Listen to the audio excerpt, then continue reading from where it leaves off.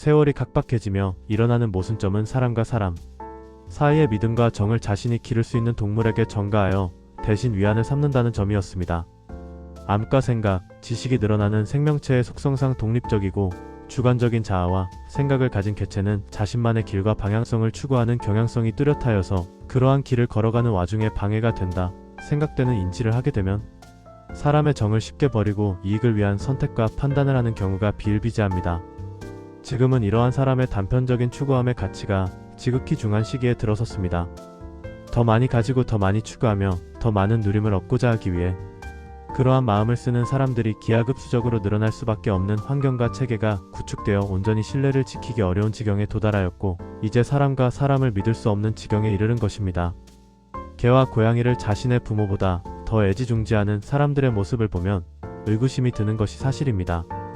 이것은 사회의 구조가 만들어낸 결핍을 그러한 방식으로 채워 넣으려고 하는 것이지만 짐승의 길과 사람이 나아가야 할 길이 다르다는 것이 난감한 일입니다. 사회면에 들려오는 소식과 주변의 모습들을 보면 길거리를 방황하는 고양이를 돌보기 위해 자신의 삶을 포기하면서까지 그러한 행동을 하는 사람들이 있었습니다. 그러한 행동을 하는 당사자의 모습을 보면 과거의 삶을 걸어온 인생의 여정길에서 분명히도 무엇인가 문제가 있었다라는 사실을 알 수 있습니다. 자신의 정신에 생긴 공백을 메꾸기 위해 그러한 일을 지속해 오는 것임을 생각해 볼 수 있지만 그 이면에 얽힌 영혼의 관습과 굴레에서는 좀 더 큰 문제를 해결하기 위한 본능적인 선택이라는 것을 직관할 수 있었습니다. 자신과 얽힌 보이지 않는 세상의 영역에서의 부채가 존재하였습니다. 이 부채는 빚이며 어떠한 방식으로든 과거의 시간대에 빚이 생겨나면 그것이 다양하고도 구체적인 방법으로 자신에게 해를 끼칠 수 있는 영향력을 끼치고 있음을 우리들은 알 수 있습니다. 특히 영적인 측면에서의 결함과 문제가 있을 때 사람들은 고양이를 가까이 한다는 사실이었습니다. 그렇다면 왜 영혼의 결함이 있는 이들이 고양이를 가까이 하며 친근한 정을 느끼게 되는 것일까요? 지상에 있는 모든 존재들, 모든 생명은 하늘을 본떠 만들어졌다라고 옛 현자들은 말씀하였습니다. 그렇다면 그것이 비단 사람의 존재뿐만 아닌 모든 것을 함의할 것이며 지금의 시대의 사람과 가장 가깝다 여겨지는 이종의 개체도 다르지 않을 것입니다. 특히 이 고양이는 예로부터 영력을 가장 많이 함수하고 있다 알려져 있는 영물이므로 과거의 어느 시대에는 고양이를 신으로 숭배하는 일이 많았고 함부로 해치고 먹었다가 오랜 저주를 받게 되었다라고 전하는 말이 많았습니다. 행성과 생명을 연결하는 천문의 관점에서 고양이는 달의 영역 아래 다스림을 받는 생명체로 여러 점술의 학문에서 알려져 왔습니다. 달의 움직임에 따라 정교히 움직이는 지구의 생태계와 환경을 보면 이 행성의 존재는 자연 발생적으로 생겨난 것이 아니라 보입니다. 누군가의 자기에 의해 탄생하였다 보여지며 작게는 개인사에서부터 크게는 국군에 이르기까지 이 달의 영향력에 의해 크고 작은 기룡사가 지금도 일어나고 있다는 점입니다. 고양이의 개체가 역설적이게도 달의 영향력을 가장 많이 품수하고 있다는 점이 놀랍습니다.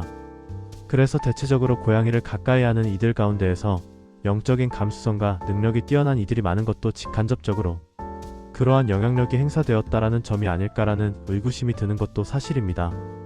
현상적인 측면에서 그들은 자신의 가문에서나 자신이 해결하지 못하고 일생을 따라다니는 일종의 불운이 작용하고 있으며 그것이 영혼의 해악이든 운세의 장애이든 그것을 해소하기 위해 고양이를 가까이 하고 먹이를 주며 돈과 시간을 들여 그러한 봉사를 하고 있음을 알 수 있습니다. 그러한 노력에 의해 곧 죽을 사람이 정을 붙이고 취미를 붙여서 죽지 않고 살아남는 경우는 표면적으로 정을 붙일 곳을 찾았다라고 이해할 수 있지만 이 영적인 측면에서는 그러한 시주에 의해 자신이 가진 결함이 크고 작은 해소가 되어 수를 넘었음을 간과할 수만은 없습니다.